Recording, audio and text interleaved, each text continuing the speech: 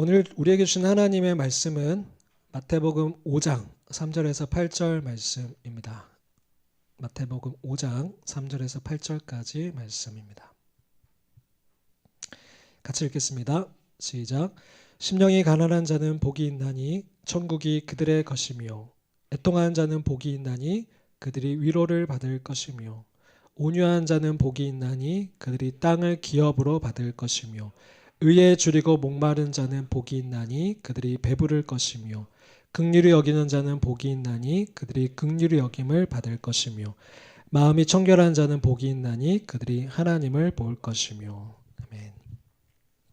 자, 기도하고 말씀 듣도록 하겠습니다. 하나님, 감사합니다.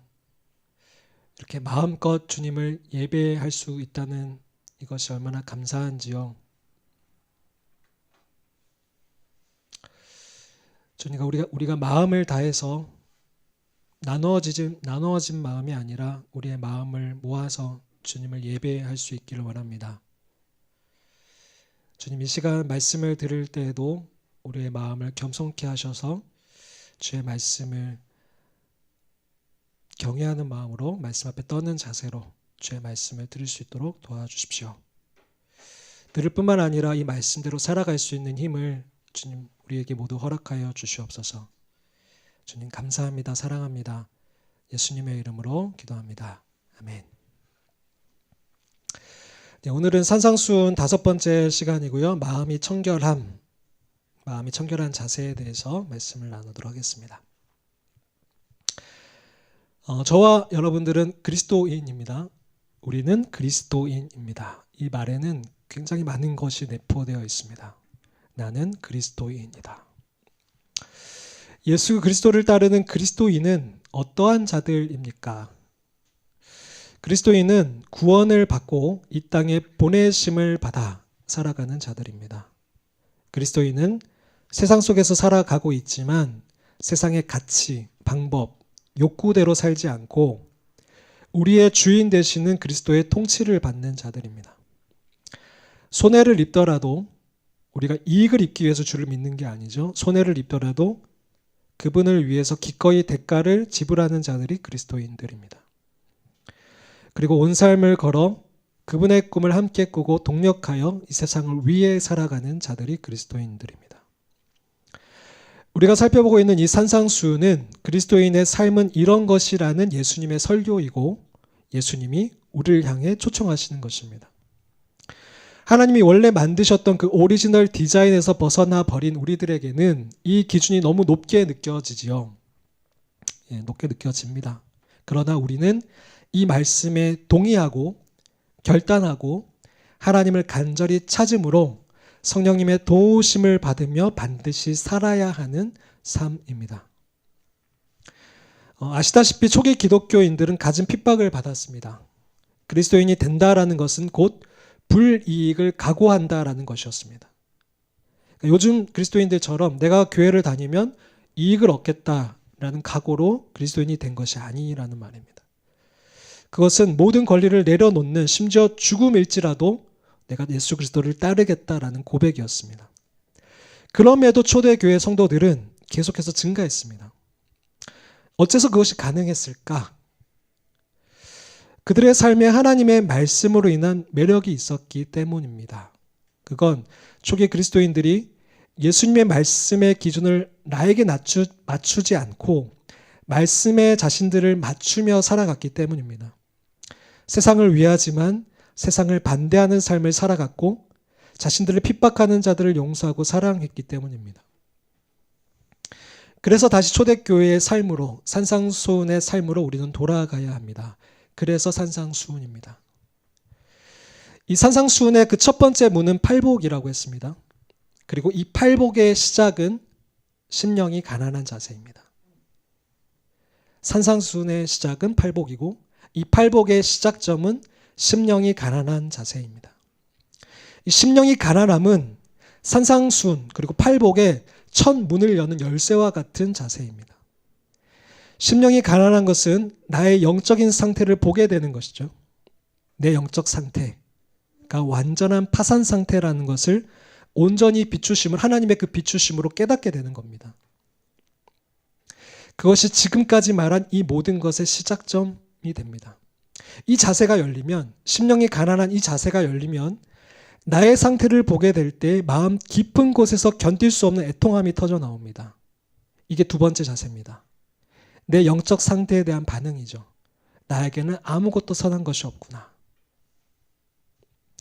이런 나를 예수 그리스도께서 구원해 주시길 원하는 간절한 갈망에서 나오는 감정입니다.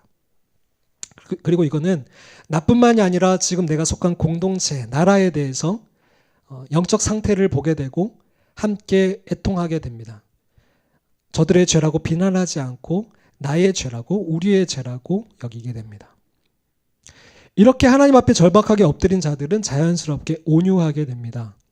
이제 더 이상은 내 힘과 생각과 인격이 아닌 모든 것을 하나님께 제어받고자 하는 거죠. 이게 세 번째 자세입니다. 온유함.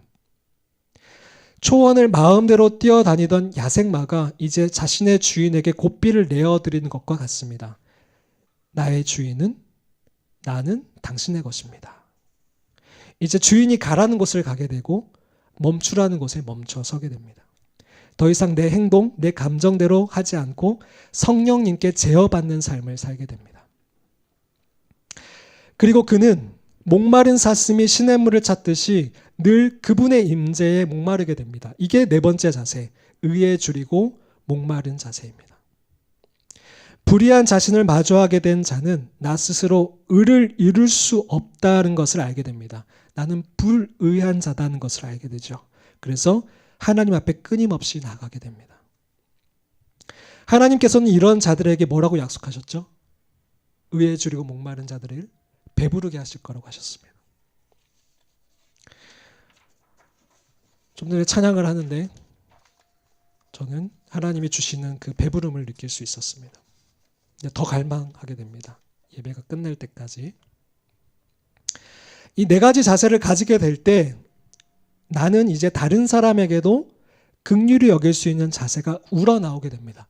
교회 다니까 착하게 살아야지, 목회자니까 착하게 살아야지가 아니라 내가 리더니까, 교회 반주자니까, 교회 뭐니까 착하게 살아야지, 누군가를 도와야지가 아니라 이러한 자세가 되어질 때에는 하나님이 바라보시는 그 긍휼한 자들을 보며 긍휼히 여길 수 있게 된다라는 겁니다. 그리고 그 다음으로 오늘 여섯 번째 자세, 마음이 청결한 자세를 오늘 하나님께서 우리들에게 말씀하십니다. 오늘 자세가 뭐라고요? 마음이 청결한 자. 이들에게 주시는 복이 뭐라고 하셨습니까? 하나님을 볼 것이며. 네, 이거면 끝입니다. 마음이 청결한 자는 하나님을 보게 됩니다. 하나님을 본다는 것은 하나님과의 친밀한 교제를 뜻하는 거죠. 우리가 눈으로 볼 수는 없지만 그분을 느낄 수 있다는 거죠. 하나님 보고 싶으시죠? 그죠? 네, 저도 너무너무 갈망하는데요. 매일매일. 그럼 어떻게 해야 되느냐? 우리의 마음을 청결하게 하라는 겁니다. 거꾸로 말하면 우리의 마음이 청결하지 않으면 하나님과의 그 친밀한 관계는 지속될 수 없다는 거죠. 첫 번째로 그럼 마음은 뭐냐? 성경이 말하는 마음이 뭐냐라는 겁니다. 성경이 말하는 마음은 감정의 영역을 넘어서, 보통은 우리가 마음하면 막 이렇게 하면서 감정의 영역만 생각하는데 그걸 넘어서서 의지, 생각, 동기와 뜻, 영적인 상태, 사랑의 원천, 생명의 근원을 포함하는 아주 통합적인 개념으로 성경은 얘기하고 있습니다. 잠언 4장 23절 말씀을 같이 한번 읽겠습니다. 시작. 모든 지킬 만한 것 중에 더욱 네 마음을 지키라. 생명의 근원이 이에서 남이니라. 네, 생명의 근원이 마음에서 나니 이 마음을 지키라고 얘기하고 있습니다. 그리고 로마서 10장 9절에서 바울은 이 마음을 우리가 복음을 받아들이고 믿음이 이루어지는 하나님과의 관계를 형성하는 것으로 이 마음을 기록하고 있습니다. 로마서 10장 9절 말씀을 읽겠습니다. 시작. 네가 만일 입으로 예수를 주라 시인하며 또 하나님께서 그를 죽은 자 가운데서 살리신 것을 네 마음에 믿으면 구원을 받으리라. 네, 지식적으로가 아니라 입으로만 시인하는 것이 아니라 내 마음에 믿을 때에 구원을 받는다. 이 마음 속에서 하나님과의 관계가 이루어질 때에 구원을 받는다라고 얘기하고 있습니다. 그럼 두 번째, 마음이 청결하다는 무엇입니까? 청결하다. 우리는 되게 청결한 걸 좋아합니다. 그죠? 청결한 걸 안 좋아하는 사람이 있습니까? 예. 카페도 청결한 데 카페를 가는 걸 좋아하고요. 음식점도 깔끔한 데를 좋아하죠. 헬라어로 이 청결하다는 말은 카타로스라고 하는데요. 카타로스. 이 카타로스에서 그 카타르시스라는 말이 유래되었다고 합니다. 이 카타로스라는 말을 번역을 하면 깨끗한, 순결한, 진실된, 그리고 섞이지 않은 으로 해석이 됩니다. 그러니까 물로 따지면 불순물이 전혀 포함되지 않은 아주 순수한 물인 거죠. 공기가 청결하다고 하면 어떤 겁니까? 그렇죠. 먼지들이 아예 없을 수는 없지만 우리의 건강을 해치지 않는 선에서 그 먼지들이 없는 상태를 공기가 청결하다라고 하죠. 방이 청결하다는 건 뭡니까? 방이 청결하다. 원래 있어야 될 것이 있고 없어야 될 것은 없는 상태죠. 어질러지지 않은 상태거죠. 그렇다면 마음이 청결하다는 건 무슨 뜻일까요? 마음이 청결하다. 오늘 마음이 청결해야 된다라고 말씀하시는데, 그래야지 하나님을 볼 수 있다고 하시는데요. 성경을 보면 내면의 순수함을 얘기하는 거죠. 하나님이 우리에게 주신 그 처음의 그 마음, 죄가 들어오지 않은 그 깨끗한 순수한 상태의 마음, 정직하고 진실한 것, 그리고 섞인 것이 없이 동기가 깨끗한 상태를 얘기합니다. 두 번째는 마음이 청결하다는 것은 하나님께 대한 진실한 마음입니다. 하나님께 대한 진실한 마음. 그러니까 하나님과 세상을 동시에 품지 않는, 나누어지지 않는 마음을 청결하다라고 합니다. 그러니까 우리가 하나님을 향해서 순수히 사랑하는 그 마음에서, 그게 원래 하나님 우리를 지으신 태초의 모습이잖아요. 하나님만을 사랑하는 것. 근데 이게 잘 안 되잖아요, 우리가. 우리의 죄된 본성 때문에. 이게 섞이잖아요.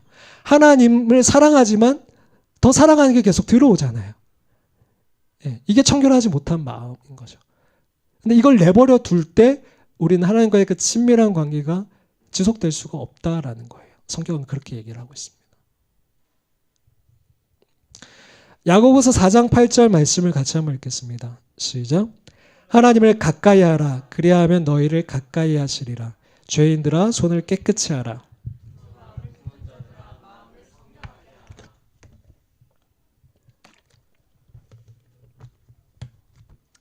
네, 이 말씀처럼 성경은 마음의 청결함을 아주 중요시하고 강조를 하고 있는데, 이 말씀만 보더라도 우리가 하나님을 가까이 하면 하나님도 우리를 가까이 하신다라고 얘기하고 있고요. 예. 또 우리가 하나님을 가까이 할 때 우리의 마음이 청결해진다고 얘기합니다. 하나님은 거룩하시니까요. 우리가 하나님께 가까이 갈수록 하나님도 우리를 가까이 하시고 그를 닮아 우리의 마음도 청결해진다는 거죠. 경험해 보시잖아요. 우리가 예배를 드리고 나면 우리의 마음이 청결해지는 걸 느끼잖아요. 근데 거꾸로 우리의 마음이 청결하지 않은 상태가 지속되면 하나님을 가까이 하지 않게 됩니다. 그리고 하나님을 가까이 하지 않으면 우리의 마음이 청결해질 수가 없죠. 이게 악순환이 되는 거죠. 나중에도 나오지만 이런 악순환이 계속되다 보면은 자기의 마음이 얼마나 불결해졌는지, 청결하지 못한 상태인지를 보지 못하는 상태까지 가게 됩니다. 이게 무서운 거죠. 하나님은 마음을 무엇보다 중요하게 여기십니다. 알고 계시죠? 하나님은 우리의 마음을 무엇보다 중요하게 여기세요. 사무엘상 16장에 보면 이 사무엘 선지자가 다윗을 하나님이 보내셔서 다윗 집에 보내셔서 다윗이 다윗에게 기름을 붓는 장면이 나오잖아요. 근데 처음에 이 사무엘 선지자가 다윗이 왕인지 알아보지를 못합니다. 하나님이 선택하신 사람인지. 왜 그랬냐면 다윗의 첫 번째 형을 보니까 훨씬 왕답게 생겼었거든요. 왕답게 생겼었습니다. 키도 크고 덩치도 있고.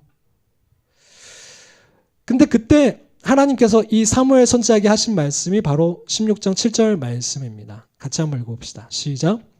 여호와께서 사무엘에게 이르시되 내가 보는 것은 사람과 같지 아니하니 사람은 나 여호와는 네. 사무엘조차도 외모를 본 거예요. 외형을 본 겁니다. 우리가 그렇잖아요. 외형을 보고 많이 판단을 하죠. 그래서 사무엘조차도 얘가 왕인지 하나님이 선택한 사람인지를 몰랐어요. 근데 하나님이 그것을 막으시면서 나는 용모와 키를 보지 않아. 사람은 외모를 보지만 나는 중심을 봐 라고 말씀하세요. 이 중심이 마음입니다.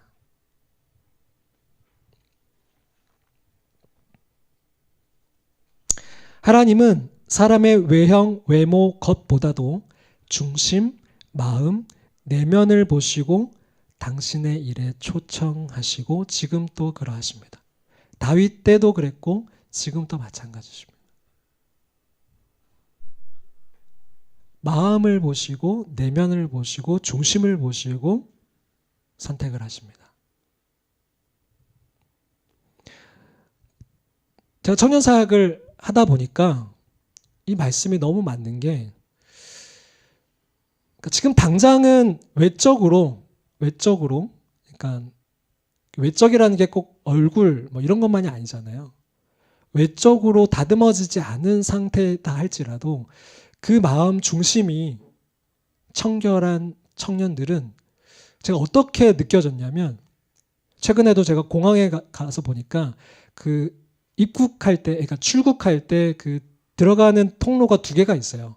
하나는 그냥 들어가는 거, 하나는 패스트 트랙으로 해서 빨리 들어가는 트랙이 있어요. 그러니까 제가 청년들을 볼 때 그 마음이 청결한 청년들을 볼 때 하나님께서 마치 패스트 트랙을 지나게 하시는 것처럼 빠르게 성장하는 것을 볼 수가 있었어요. 동의하세요? 저는 이게 너무 신기했거든요. 그 사람의 정직함, 순수한 마음, 그게 하나님이 정말 중요시 여기는구나를 너무 많이 느꼈습니다. 하나님이 다윗을 선택하실 때 그 마음을 보셨다라는 거죠. 그때는 그 누구도 다윗을 왕으로 생각하지 않았을 때입니다. 자, 그렇다면 반대로 마음이 청결하지 못하다, 불결하다, 더럽다는 것은 무엇이겠습니까? 청결하다는 그 깨끗하다, 순수하다, 섞이지 않다라고 했지 않습니까? 청결하다는 것은 섞이지 않았다. 반대로 마음이 청결하지 않다라는 것은 그 본래의 깨끗한 마음에 불순물이 들어왔다는 거죠. 그러니까 죄가 들어온 상태가 청결하지 않은 상태입니다. 그러니까 깨끗한 공기에 미세먼지가 짙어지면 건강을 위해서 마스크를 써야 하는 깨끗하지 않은 공기가 되잖아요.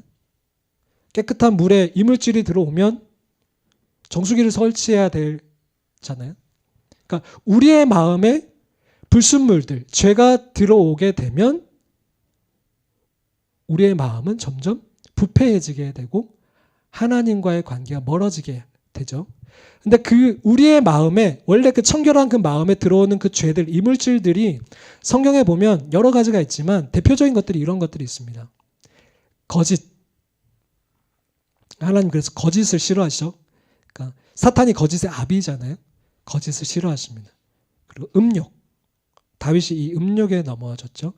탐심, 교만, 고집, 미움, 자기중심성, 이 완고한 마음 등이 이 원래 그 하나님을 사랑하는 그 마음에 들어오게 되면, 둘로 나누어진 마음이 되면, 하나님과 세상을 동시에 섬기는 마음이 되면 하나님과의 그 관계에 문제가 생기게 되고 그 친밀한 관계에 금이 가기 시작합니다. 이건 사람들과의 관계도 마찬가지입니다. 거짓, 음욕, 탐심, 교만, 고집, 미움, 자기중심성, 완고한 마음들이 우리 마음에 들어오게 되면 사람들과의 관계도 파괴하게 됩니다. 가정도 그렇잖아요. 그리고 연이어서 하나님이 지으신 이 세상을 더럽고 어지럽히고 파괴하게 됩니다. 예레미야 17장 9절 10절 말씀을 읽어드립니다. 만물보다 거짓되고 심히 부패한 것은, 이 세상의 만물보다 거짓되고 심히 부패한 것은 마음이라라고 하나님 말씀하십니다. 누가 능히 이를 알리오마는 나 여호와는 심장을 살피며 폐부를 시험하고 각각 그의 행위와 그의 행실대로 보응하나니. 네. 우리는 모르고 우리는 눈치채지 못할지 몰라도 하나님은 그 심장을 살피시고 폐부를 시험하시면서 그 행위와 그 행실대로 보응하신다라고 경고하고 계십니다. 자, 세 번째, 내면과 외면. 나는 현재 어떤 유형의 사람입니까? 그러니까 이 MBTI처럼, MBTI에도 16개가 있지만 그 안에 다 들어갈 수는 없잖아요. 근데 무자르듯이 할 수 없지만 성경에 보면 이렇게 가만히 보면 이렇게 유형을 좀 나눠 볼 수 있는 것 같아요. 예수님은 마음도 깨끗하셨고 겉도 깨끗하셨죠. 그죠? 근데 삭개오는 점점 마음이 깨끗해졌고 그 마음이 깨끗해짐으로 인해서 사람들이 삭개오를 되게 부정하다고 여겼잖아요. 로마에 빌붙어가지고 유대인들의 피를 빨아먹는 나쁜 사람이라고 여겼잖아요. 근데 그의 마음이 예수님께로 향하고 예수님을 만나게 됐을 때 점점 그 겉도 깨끗해져 가는 모습이었죠. 3번 유형은 바리새인들입니다. 모두가 깨끗한 줄 알았습니다. 근데 예수님이 오셔서 그들이 마음이 더럽다라고 얘기하셨습니다. 너희들 안에는 하나님을 사랑하는 것이 없다라고 말씀하셨어요. 이해할 수 없죠.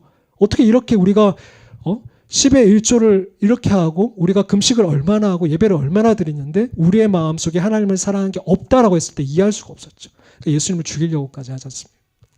근데 4번 유형은 세상 사람들입니다. 그 당시에는 로마인들이었습니다. 마음도 그렇고 겉도 깨끗하지 못했습니다. 근데 중요한 건 뭐냐면 적어도 예수님이 책망하시고 질책하셨던 부류는 어디입니까? 4번입니까? 3번입니다. 4번이 아니라 3번이에요. 세상은 그럴 수밖에 없다는 거예요. 그런데 무서운 건 뭐냐면 원래의 마음, 그 지어졌던 마음, 깨끗한 마음 속에서 점점 변질되어 갔던 그 마음에 대해서 예수님께서는 강하게 질책하신다는 겁니다. 왜냐하면 이들은 자기들의 마음이 그렇게 변질되는지 모를 뿐만 아니라 여기 있는 사람들까지도 그렇게 물들여가는 사람이기 때문에 이 바리새인들을 예수님께서 질책하셨던 거예요. 마태복음 23장에 보면 예수님께서 이들을 이렇게 얘기하세요. 너희들도 하나님 나라에 들어가지 못하면서 다른 사람들도 들어간 것을 막고 있는 자들아 라고 질책하세요. 그러니까 마음이 네, 위에 거 아까 그 유형 한번 보여주세요. 마음이 더러웠던 그 자들이 자기들도 하나님 나라에 들어가지 못하면서 여기 있는 자들까지 하나님 나라에 들어가지 못하도록 막아선다는 거예요. 아, 저렇게 믿으면은 천국 갈 수 있겠구나. 하나님 믿는 거구나. 라고 착각하게 만든다는 거예요.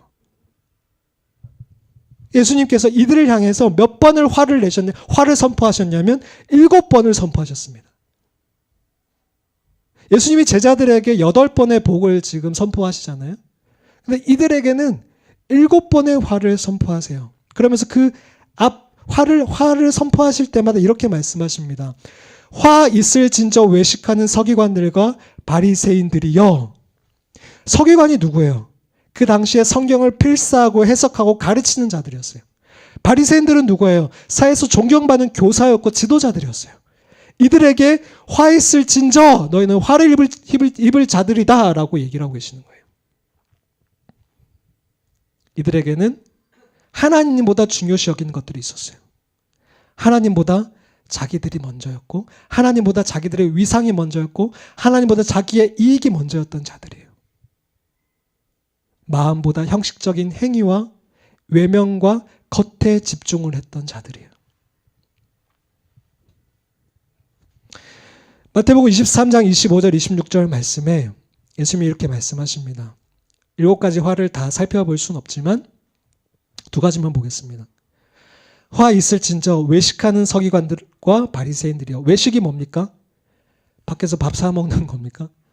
아니죠? 진실되지 않은 마음 상태, 위선입니다. 위선. 가면을 쓴 것. 이 가면을 쓴 자들아, 잔과 대접의 겉은 깨끗이 하되 그 안에는, 겉은 깨끗이 한 너희들은 그 안에는 탐욕과 방탕으로 가득하다. 그러면서 뭐라고 하세요? 너희는 눈이 멀었다. 이걸 보지 못하고 있다는 겁니다. 이게 위험하고 너무 무서운 거죠. 예수님은 보이시는데. 그러면서 뭐라고 하세요? 너는 먼저 안을 깨끗이 하라. 그리하면 겉도 깨끗해지리라. 네. 겉만 깨끗하면 되는 게 아니라 안을 먼저 깨끗이 할 때 겉도 자연스럽게 깨끗하게 될 거라고 얘기하시는 거죠.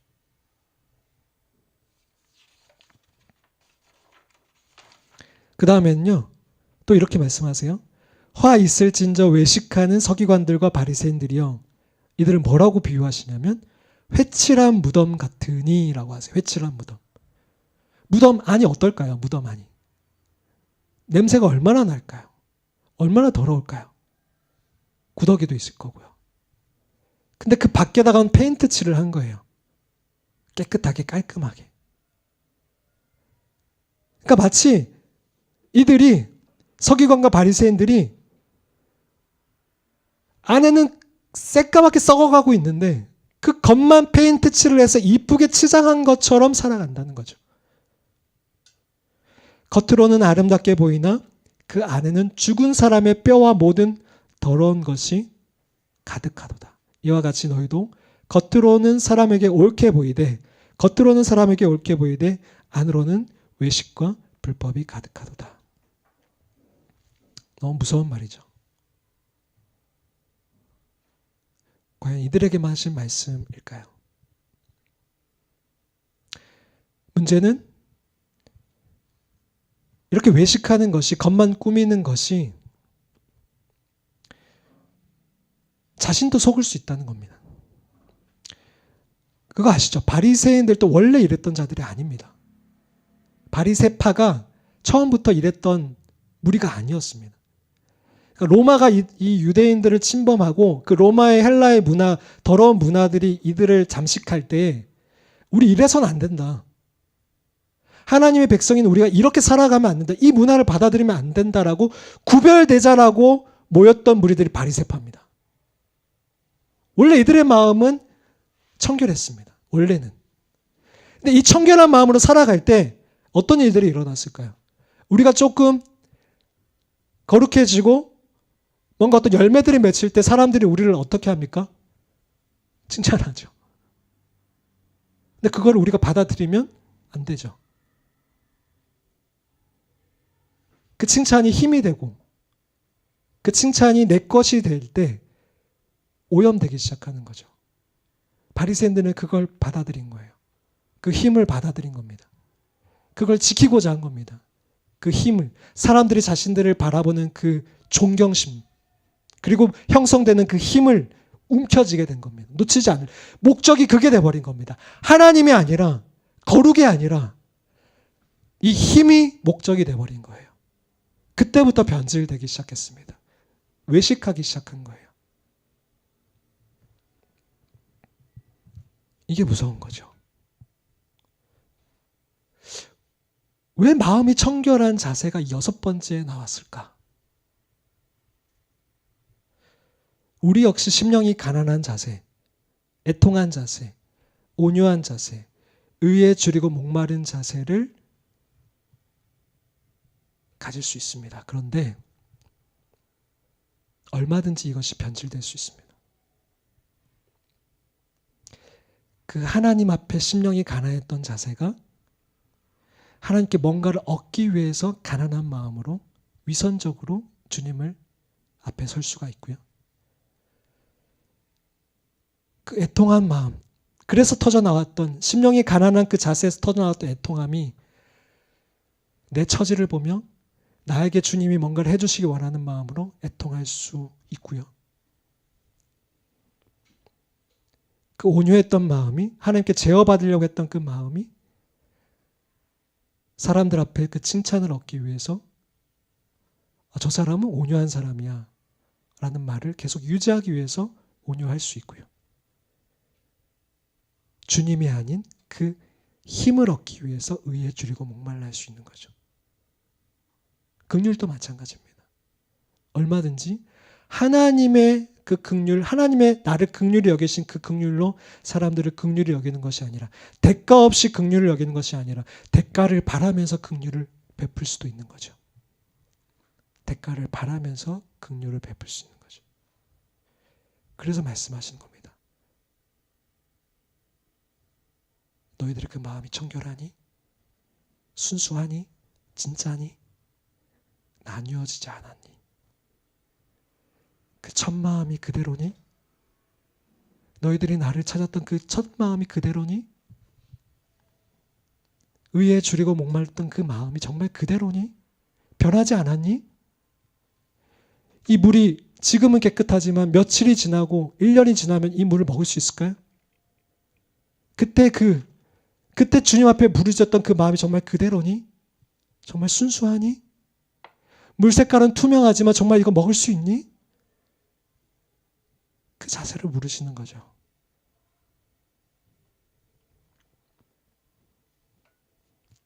하나님은 우리의 심장을 살피며 폐부를 시험하시니까요.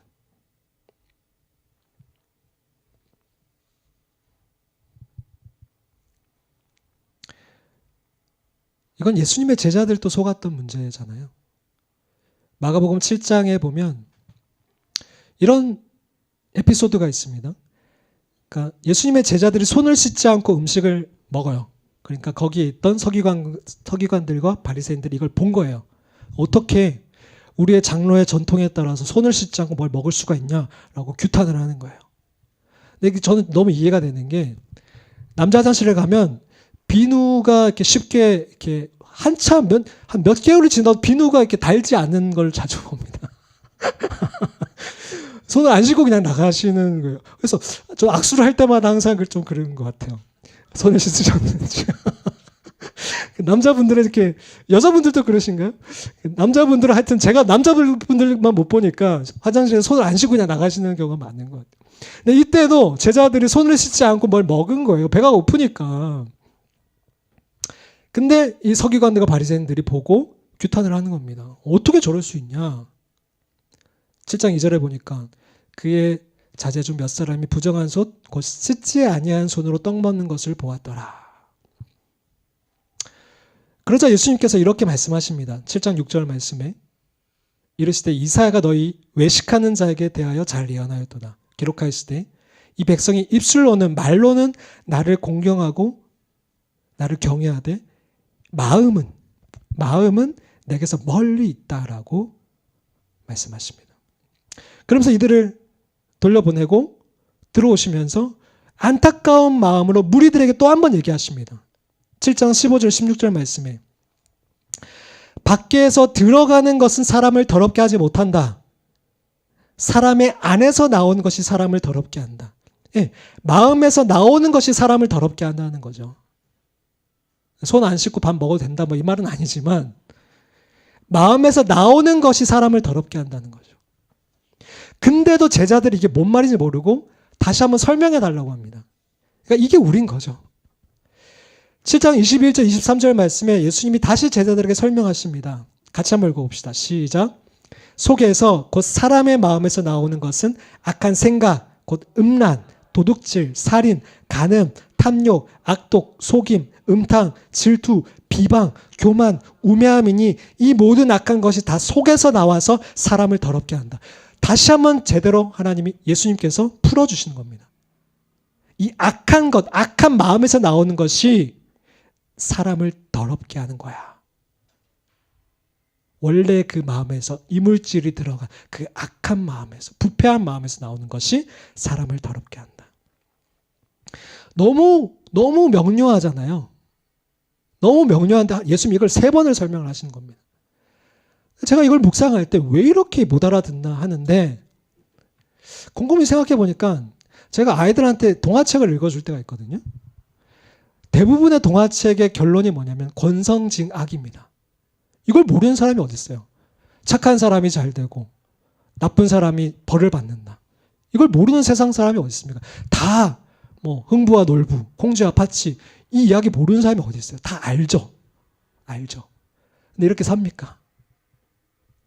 아니 세상을 보면 어떻습니까? 권선징악대로 삽니까? 양육강식 아닙니까? 양육강식. 모르는 겁니다. 이야기는 아는데 모르는 거예요.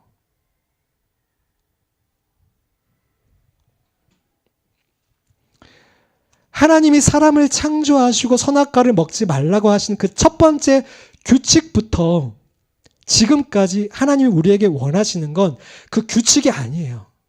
뭡니까? 마음이에요. 그분의 오랜 진심은 우리의 겉이 아니라 속입니다. 율법이 아니라 사랑이에요. 근데 안타깝게도 우리 인간은 이것을 줄곧 알지 못했습니다. 구약 시대에도 그랬고 예수님이 오신 신약 시대도 그랬고 지금도 그러합니다. 이 우매함이 우리 안에 있어 왔습니다. 그렇다면 지금 우리는 이 말씀을 듣고 있는 우리는 정말 알고 있는 겁니까?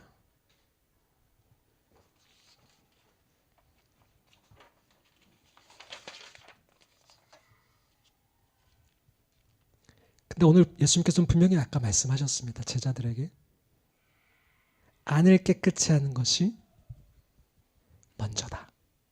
그러면 겉은 배어 나올 것이다. 네 번째, 회복은 하나님과의 관계의 그 회복은 마음에서 시작됩니다. 겉을 꾸미는 것에서 시작되는 것이 아니라 외형에서 시작되는 것이 아니라 마음에서 시작이 됩니다. 사사기 시대 아시죠? 그리고 엘리 제사장 시대 아시죠? 하나님을 멀리 떠났던 마음이 부패했던 시대입니다. 그때 사무엘이라는 사람이 나타납니다. 그리고 이 사무엘은 하나님의 그 말씀, 신앙의 본질을 선포하고 전국을 다닙니다. 20년 동안 그의 말씀이 떨어지지 않습니다. 그러면서 그들의 마음이 부패했던 하나님으로부터 떠났던 그 영적 흐름이 역류되기 시작합니다. 그게 사무엘상 7장에 나오는데 그때 이 사무엘이 자기 하나님의 백성들에게 우리가 하나님께로 돌아가자라고 얘기할 때 이 말이 나옵니다. 같이 한번 읽으십시오. 시작. 너희가 전심으로 여호와께 돌아오려거든 이방 신들과 아스다롯을 너희 중에 제거하고 너희 마음을 여호와께로 향하여 그만을 섬기라. 네, 하나님께로 돌아가는 시작점은 마음을 돌이키는 겁니다. 우리의 우상, 이물질들을 제거하고 그 죄를 제거하고 하나님께로 우리의 마음을 돌이키는 것에서부터 하나님과의 그 관계가 시작되는 겁니다. 마음이 먼저입니다. 에스겔서도 그랬습니다. 맑은 물은 너희에게 뿌려서 너희로 정결하게 하되 곧 너희 모든 더러운 것에서와 모든 우상 숭배에서 너희를 정결하게 할 것이면 똑같습니다. 우리 안에 있는 이물질들을 제거해야 합니다. 또 새 영을 너희 속에 두고 새 마음, 새로운 마음을 너희에게 주되 너희 육신에서 굳은 마음, 그 마음을 제거하고 부드러운 마음을 줄 것이며 마음이 바뀌는 새로운 마음이 되는 것에서부터 회복이 시작되는 겁니다. 마음이 먼저입니다. 아주 좋은 예가 있습니다. 다윗입니다. 다윗은 그 마음이 중심이 깨끗해서 하나님께 선택받은 자였잖아요. 아무도 주목하지 않았던 그 다윗, 외형적으로 아무도 주목하지 않았던 그 다윗을 하나님이 그 중심을 보시고 선택하셨잖아요. 근데 이 다윗의 마음이 변질되기 시작합니다. 이 순수했던 다윗의 마음에 이물질이 들어왔고 다윗은 그것을 허용했습니다. 이 정도면 어때?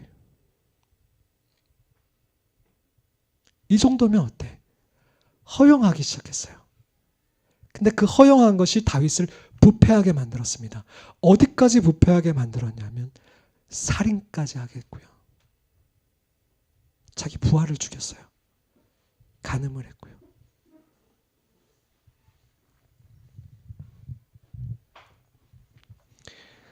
다윗조차 그랬다면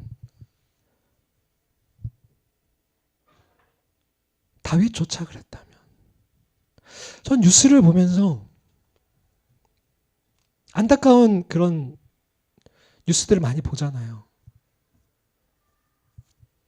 뭐 이렇게 기업에서 범죄를 저질러서 잡혀가시는 분들이나 아니면 살인을 하고 자기 자녀를 해치고 친구를 해치고 사랑했던 사람을 해치고 그런 걸 보면서 저는 시간을 한번 돌려봐요. 저 사람의 저 부패해진 그 마음, 누가 봐도 정말 깜짝 놀랄 저 부패해진 마음은 언제부터 시작된 걸까? 언제부터 허용이 된 걸까? 그 마음의 그 이물질이, 죄가. 너무 무서워요. 우리도 충분히 그럴 수 있으니까요.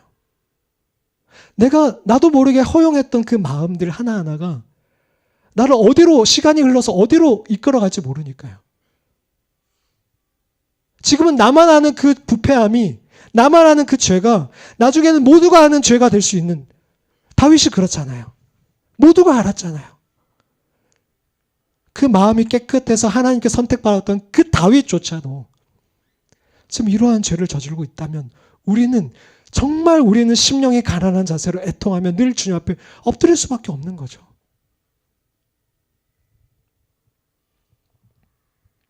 그러나 감사하게도 나단 선지자가 그를 찾아와서 그를 책망했습니다.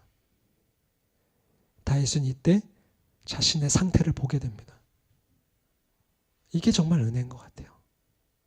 아까 바리새인들은 그걸 못 보잖아요. 예수님이 말씀하셔도 못 보잖아요. 자기의 상태가 어떤 상태인지. 회칠한 무덤이라고 하는데 그게 무슨 말인지 모르잖아요. 자기들의 마음이 얼마나 지금 그렇게 무덤 같은지. 근데 다윗은 나단 선지자의 그 책망을 듣고 알아차린 거예요. 비춰진 거예요. 거기서부터 시작되는 거예요. 그게 시작점이었어요. 그러면서 지은 시편이 바로 시편 51편입니다. 몇 구절만 살펴볼게요. 하나님이여 주의 인자를 따라 내게 은혜를 베푸시며 주의 많은 긍휼을 따라 내 죄악을 지어주소서. 다윗은 지금 하나님 앞에 긍휼을 바라고 있어요. 긍휼이 어디가 어원이라고 그랬어요? 그 태아가 산모 있는 그 자궁에서 나온 말이라 그랬잖아요. 태아가 산모를 엄마를 전적으로 의지하고 있는 그 상태. 그러니까 다윗이 지금 하나님을 태아가 산모를 의지하듯이 의지하고 오면서 긍휼을 바라고 있는 거예요. 하나님, 저에게 긍휼을 베풀어 주십시오. 내 죄악을 지워 주십시오. 나의 죄악을 맑게 씻으시며 나의 죄를 깨끗게 제해 주십시오. 그리고 다윗은 하나님이 지금 자신에게 무엇을 요구하신지를 정확하게 알았어요. 6절을 보면 보소서 주께서는 중심이 진실함을 원하시오니, 지금 하나님이 지금 자기에게 뭘 원하시는지를 알고 있어요. 이게 은혜인 거예요. 이게 내게 지혜를 은밀하게 가르치시리이다. 이게 지혜인 거예요. 지혜.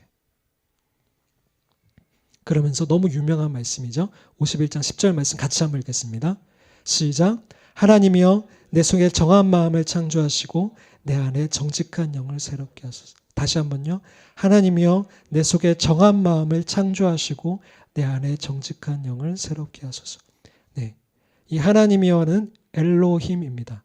하나님의 권능을 강조할 때 부르는 이름이에요. 그 하나님의 권능이 필요하다는 거예요. 내 힘으로는 지금 할 수가 없는 상태라는 거예요. 완전히 부패해져 버린 이 상태. 아무도 살릴 수 없는 이 상태라는 거예요. 그러면서 내 속에 그 정한 마음, 깨끗한 마음, 청결한 마음을 창조해 달라고 하는 거예요. 창조가 뭐예요? 무에서 유를 만들어내는 거예요. 그러니까 조금만 고치면 되는 게 아니라, 고쳤을 수 있는 게 아니라 아예 없는 상태에서 만들어내는 게 창조잖아요. 지금 하나님께 그걸 요구하는 거예요. 주님, 저에게는 하나님이 원하시는 그 청결한 마음이 없어요. 하나님이, 엘로힘 하나님이 창조해 주셔야 돼요. 라고 부르짖는 외침이에요. 그러면서 내 안에 정직한 영을 새롭게 하소서. 다시 시작하게 해달라는 거예요. 이 말은 건물을 리모델링하는 정도가 아니라 새롭게 다시 신축하는 거예요. 재건하는 거, 중수하는 거예요. 다시 시작하게 해달라는 거예요. 이게 다윗의 기도였어요. 11절에 보면 이러한 다윗의 상태가 어떠했는지를 볼 수가 있어요. 그러니까 그러니까 마음이 청결하면 하나님을 본다고 했잖아요. 근데 지금 다윗이 마음이 청결한 상태가 아니죠. 그럼 다윗이 지금 하나님과 어떤 관계겠어요? 하나님을 보고 있는 관계겠습니까? 아니겠죠. 11절에 그 상태가 나오는 거예요. 나를 주 앞에서 쫓아내지 마시며 주의 성령을 내게서 거두지 마소서. 네, 지금 다윗은 하나님과의 그 관계 속에 제대로 있지 못하고 있는 거예요. 그래서 이렇게 외치는 거예요. 나를 쫓아내지 마십시오. 주의 성령을 내게서 거두지 말아 주십시오. 그 임재를 갈망하고 있는 거예요. 여기서 잠깐 하나 더 중요하게 볼 장면은요. 16절, 17절 말씀입니다. 주께서는 제사를 기뻐하지 아니하시나니 그렇지 아니하면 내가 드렸을 것이라. 주는 번제를 기뻐하지 아니하시나이다. 이게 무슨 말이냐면 예배 무용론, 예배가 소용없다 그 말을 하고 있는 게 아니에요. 지금 다윗의 마음이 청결하지 못한 상태에서 드리는 그 예배를 하나님이 지금 안 받고 계시다는 거예요. 이게 너무 중요한 말입니다. 우리의 마음을 그대로 내버려 둔 상태에서 드리는 예배는 하나님이 받으실 수가 없어요. 다윗이 지금 그 얘기를 하는 거예요. 예배가 중요하지 않다는 게 아니라 그 마음이 부패한 상태에서 드리는 그 예배를 하나님이 지금 계속해서 거절하고 계시다는 거예요. 그럼 17절 말씀에 같이 한번 읽어주세요. 시작. 하나님께서 구하시는 제사는 상한 심령이라.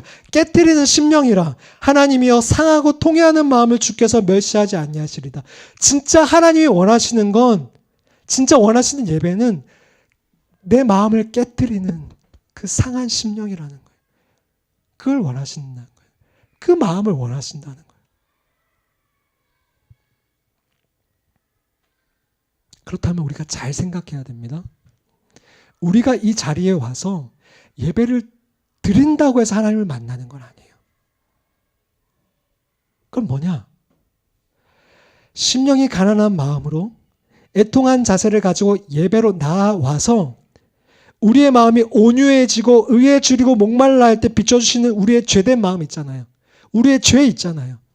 우리의 그 이물질 있잖아요. 그것을 제해 나갈 때 하나님이 우리를 긍휼히 여기시고 우리를 만나주신다는 거예요. 그걸 제하지 않고 회개하지 않고 그걸 내버려둔 상태에서 그 부패한 마음을 내버려둔 상태에서 하나님을 아무리 찾아도 줄기차게 찾아도 하나님 우리를 만나주실 수 없다는 얘기입니다. 우리가 아무리 이사야 61을 나와도 아무리 이 자리에 나와도 우리의 마음이 그대로 있는 상태에서 나온다면 하나님이 우리의 예배를 받으실 수가 없다는 얘기예요. 그럼 거꾸로 얘기해서 우리가 이 자리에 나와서 아프지만 대가를 지불해야 되지만 우리가 그것들을 하나하나 제거해 나갈 때 주님께 내어드릴 때 깨트릴 때 상한 심령을 깨트려 나갈 때에 하나님이 우리를 반드시 만나 주신다는 거예요. 하나님의 얼굴을 본다는 약속인 거예요.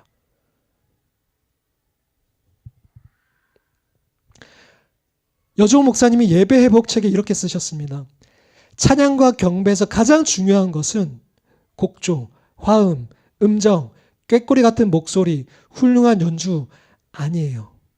물론 그것들도 중요해요. 그러나 찬양과 경배는 하나님께, 인격적인 하나님께 드려지는 예배이기 때문에 찬양과 경배의 핵심은 예배자의 마음입니다. 찬양과 경배의 핵심은 예배자의 마음이에요. 예배의 핵심은 예배자의 마음인 거예요. 청결한 마음. 청결한 마음. 주님의 그 기준 앞에서 벗어났구나. 내가 벗어나 있었구나. 그걸 다윗처럼 직시하고 주 앞에 엎드려서 주님, 내 마음에 청결한 그 마음을 창조해달라고 엎드리는 그 자세. 그냥 조금만 개조하는 상태가 아니라, 조금만 바꿔 쓰는 게 아니라 창조해 주시고 재건해달라고 하는 그 간절한 마음 가지고 대가를 지불하고 엎드리는 그 자세. 그게 예배자의 마음이에요. 그때 하나님은 반드시 만나주시는 거예요. 19절에 같이 한번 읽으세요. 다윗의 고백이에요. 그때에 주께서 의로운 제사와 번제와 온전한 번제를 기뻐하시리니. 민혁 간사님은 같이 읽어주시네요. 같이 한번 읽어주세요. 시작. 그때에 주께서 의로운 제사와 번제와 온전한 번제를 기뻐하시리니. 그때에 우리의 마음이 청결한 상태가 된 그때에 우리의 예배가 제사가 주님이 기뻐하신다고요. 온전한 번제가 된다고요.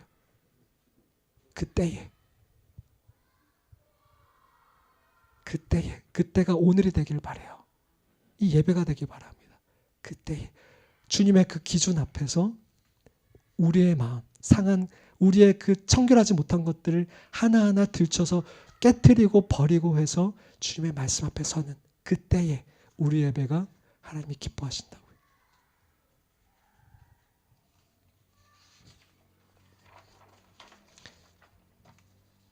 6번. 그럼 어떻게 청결해질 수 있을까? 빨리 살펴보고 마무리하겠습니다. 어떻게 청결해질 수 있을까? 수시로 우리의 마음을 살펴야 됩니다. 저는 제 마음을 볼 때 어떻게 느껴지냐면 이 청결한 마음이 그러니까 그 공기가 잔뜩 들어간 공 있죠. 공. 그 공을 물속에 집어넣으려서 이걸 안전하게 보호하려고 하는데 그 공이 어떻게 됩니까? 그냥 이렇게 좀만 하면 튀어 올라가요. 조금만 살피지 않으면 그 마음이 튀어 올라가는. 우리의 마음이 그래요.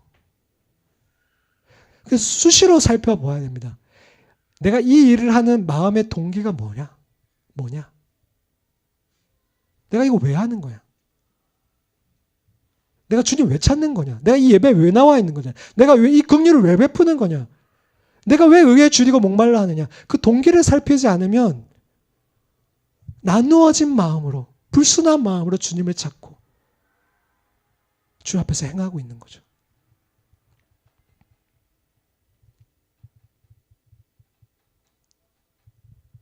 그래서 주님 앞에서 내 마음을 살펴달라고 엎드리고 구하셔야 돼요. 시편 26편 2절 말씀에 여호와여 나를 살피시고 시험하사 내 뜻과 내 양심을 단련해 달라고 얘기합니다. 내 마음을 살펴달라는 거예요. 내 중심이 뭐냐? 내 의중이 뭐냐는 걸 보게 해달라는 거예요. 시험해 달라는 거예요. 내 뜻과 내 양심을 단련해 달라는 거예요. 어떻게 해요?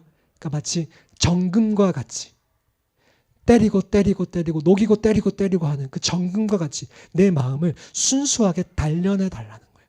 왜냐하면 우리의 마음은 너무나 불순물이 많이 있기 때문에. 우리가 예배를 통해서 말씀을 통해서 비춰볼 수 있어요. 내 마음이 이렇게 벗어나 있구나. 또 영적 공동체와 리더를 통해서 비춰볼 수 있어요.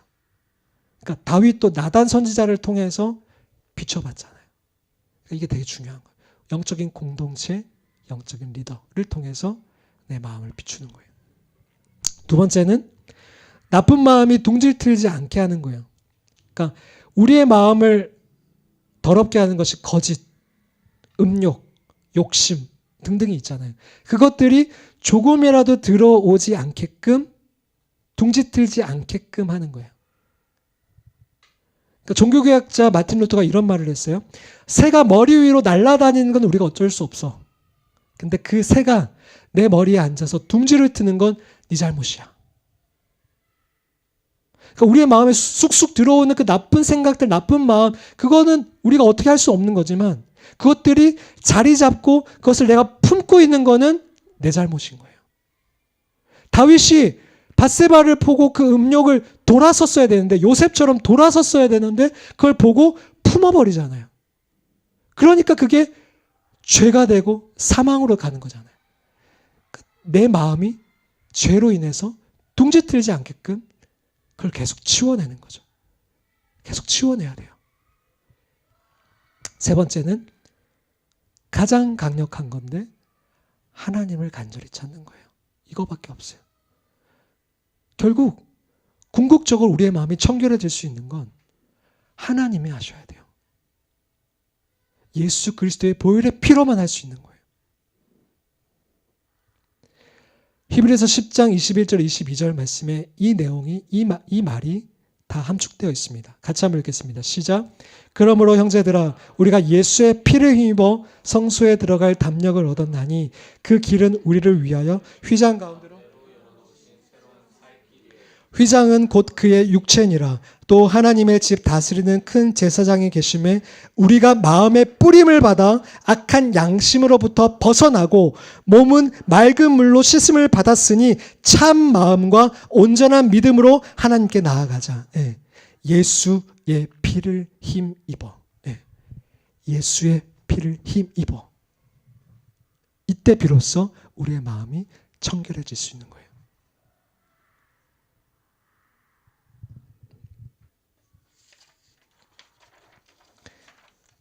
말씀을 마무리하겠습니다.